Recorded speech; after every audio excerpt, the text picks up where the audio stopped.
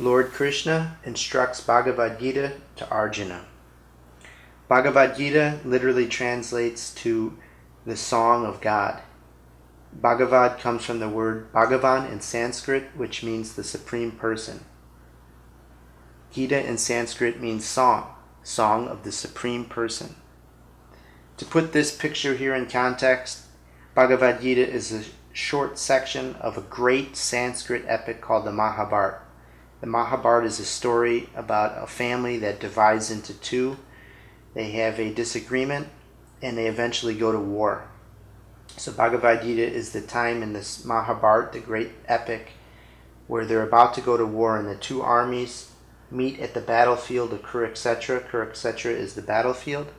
And just like in movies about old wars, we know that wars were fought by people coming up on foot. There was no planes or helicopters or anything. They would march up on foot and they would stop.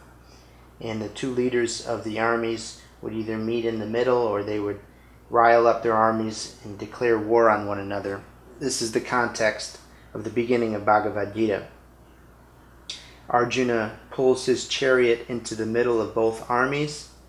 Krishna agreed in the story not to fight in the war on either side, but he simply became the charioteer, the chariot driver of his friend Arjuna. And Arjuna said to Krishna, pull me up into the middle. I want to look over who I'm about to do war with. And he looks over and he sees family and friends and all sorts of relatives, great teachers that taught him military science, princes and kings that came from all over the world to fight on either side. And he falls down with compassion. He falls down in a depressed state. He says, I can't do this to Krishna. See, he looks sad right here. I can't do this. I can't fight. What is the purpose of killing all these people? What's the purpose of fighting when all of my family members will be killed? And at that point, Krishna turns on the chariot to Arjuna and instructs him in Bhagavad Gita, literally the science of spiritual life. The science of ourself, our relationship to God, the self's relationship to the material world. What is the world, what is God, and what is ourself? He instructs to Arjuna. Arjuna represents us.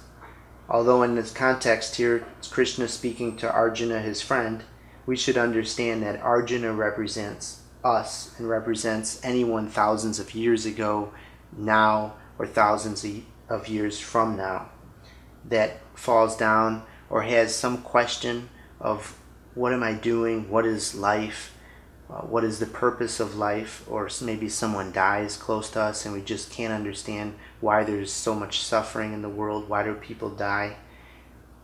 We don't have any answers seemingly.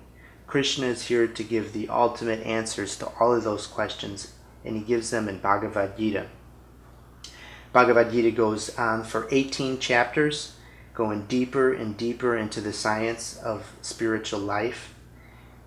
The first instruction that Krishna gives to Arjuna is that he has a body. We all have bodies, but the body is part of the material world, but we are spirit souls, and the soul is nothing to do with material energy. We just wear it like we wear clothes. We wear it to experience the material world, but the material world is not our home. And definitely, for sure, our soul does not die. He's grieving for the material body, the material energy, which is always in flux. It's always changing, and all the elements are always in flux, and our bodies are sure to perish now or later.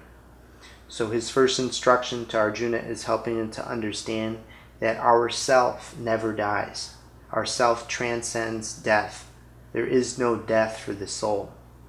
We are like actors on a stage in a play. Just for like an example, that we watch a movie or a play and the actor dies, we know that he really didn't die, but he's serving the purpose of that story. So everybody is just like actors in a play, and we never really die. So he instructs that first to Arjuna. Second of all, he instructs in Bhagavad Gita to do his duty, to do his dharma in Sanskrit, as a warrior. Arjuna is a warrior, and it's his duty to fight.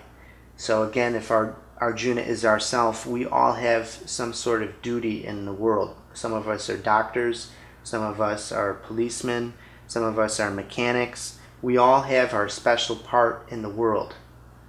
And we must never give up. Krishna is like a parent or a best friend, someone who tells us, look, you fell down or you're falling down, but you got to get up. You always get up. You get up and fight, or you get up and go on. That's his next instruction, to always do his duty. He can't give up his duty.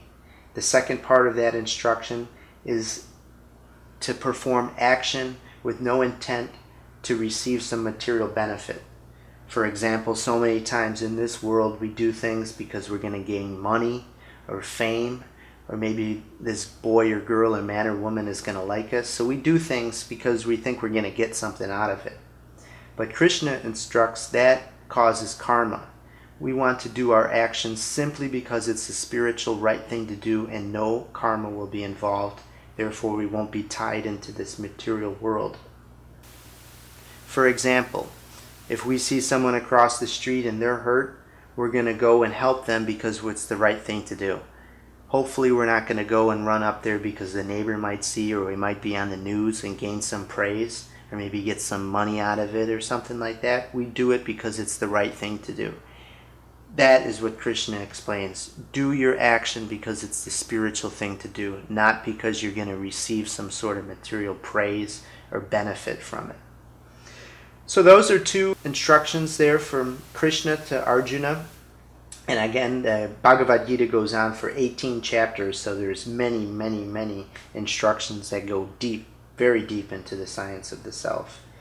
And again, Arjuna represents ourself, and Krishna is giving the ultimate instruction, the ultimate knowledge of spiritual life. And that is Bhagavad Gita, the Song of the Supreme Person.